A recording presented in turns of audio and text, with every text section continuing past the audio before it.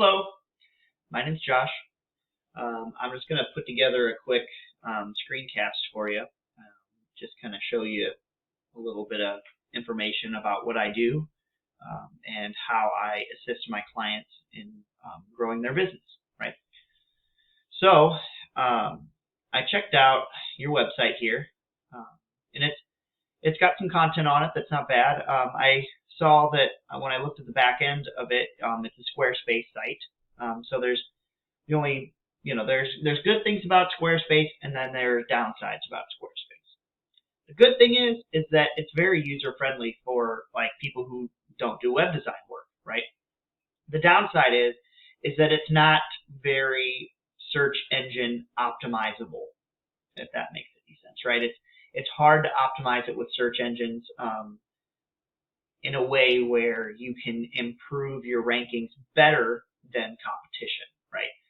If you're in a business area that is very there's not a lot of competition in it, then it doesn't really matter as much. But from what I'm seeing with spine surgeons, there is a decent amount of competition in that market. But we'll get into that in a bit. So one thing I also want to point out as well is that Google really likes it whenever the header is sticky, meaning the header follows the page down, right? This is one of my websites that I just recently built. And notice how the header stays with the top of the page, right? It follows it down all the way, and the phone number is a hyperlink that's easy, and it always follows, right? A big reason why we like this is because and why Google likes this is because at any point in time while they're on the page, they can navigate somewhere else, or they can call, right? There's a call to action, right? And that's very important to be able to help the client find what they need. And so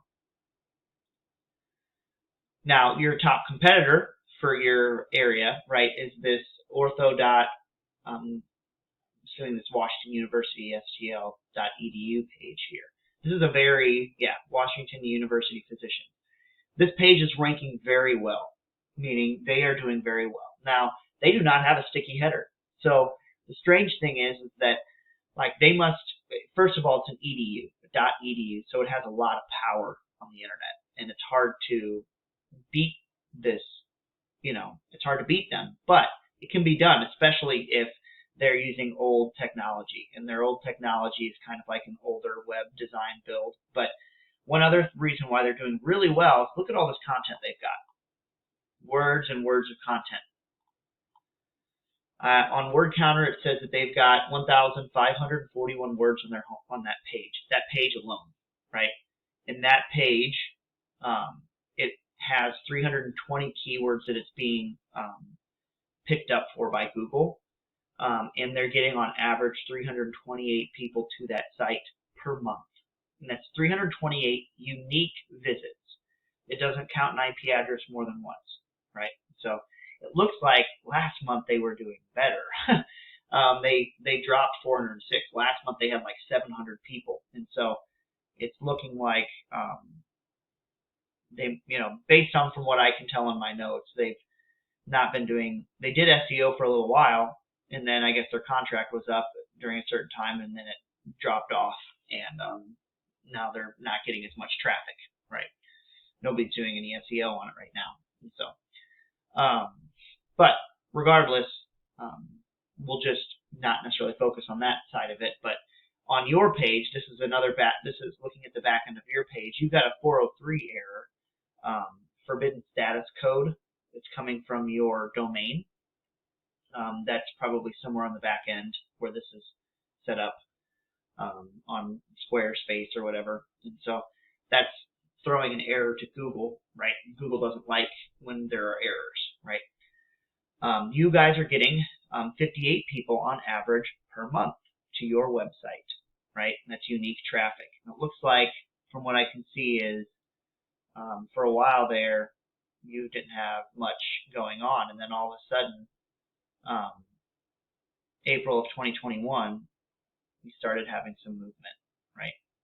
Which is good, right?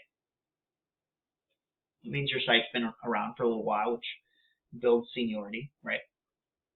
You've got 40 keywords on that page compared to the 320 keywords that are on the competitor's page, right? So what does that mean, right? It means that, well, it means a couple things, right?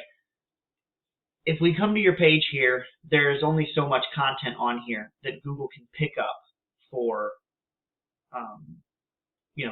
to associate keywords with you, right? So your words on your page, you have 353 total words on your page compared to the competitors' 1,541 words.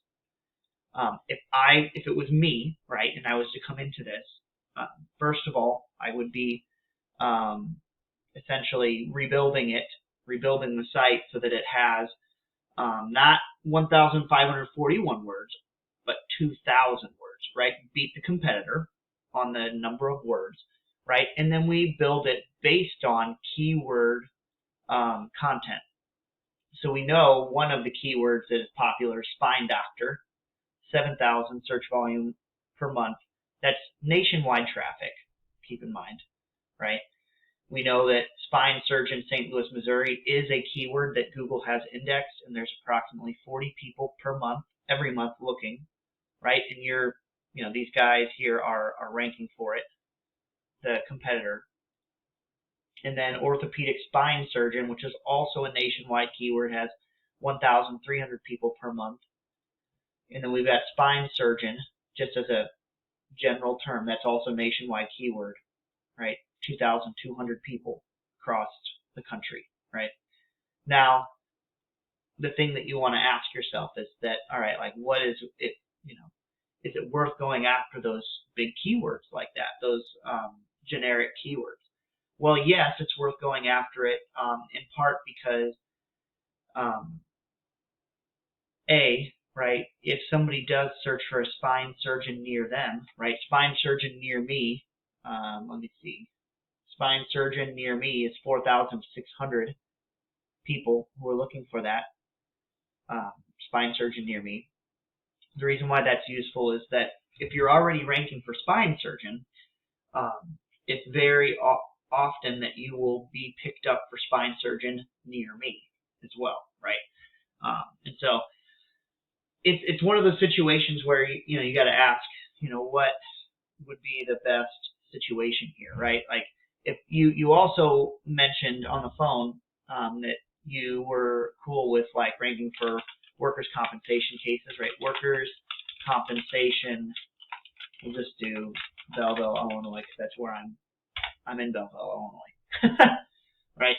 We know that there are 70 people that type that into Google every month, 70 unique people, and the difficulty is a 1, which is low, right? Very easy to rank for this.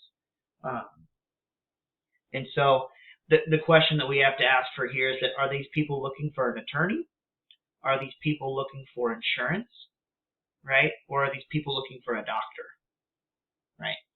So we don't know exactly what their intent, what their buyer intent is, right? Are they looking for a lawyer, insurance company, or a doctor? Is it worth going after that keyword? It might very well be, right? It might be worth it, right? We could build out a page on your website that is content built around workers' compensation, Belleville, Illinois, right? That way. And that could be just like a blog post, right? And that blog post, we could work on getting that indexed and ranked on the first page of Google, right? And so it's just one of those situations where you got to ask yourself what you want to target, what strategy you want to go with. Do you want to go after the big dog keywords, the big spine surgeon keywords, or do you want to go after the localized keyword where it's like spine surgeon St. Louis, Missouri? Easier to go for because there's less of a pool of people you have to compete against. So these are just some of the things that I wanted to cover on this video, right? We can go into a more deep dive on a Zoom call and we can go over strategy, right? Like, a big part of this and what I love about SEO is strategy. And if you take a strategy and you go with it and we put our efforts towards it, right, then we'll start to be able to see movement, right? And so that's a big part of it. So let me know what you think, and let me know when you want to schedule a Zoom meeting for sometime next week. Thanks.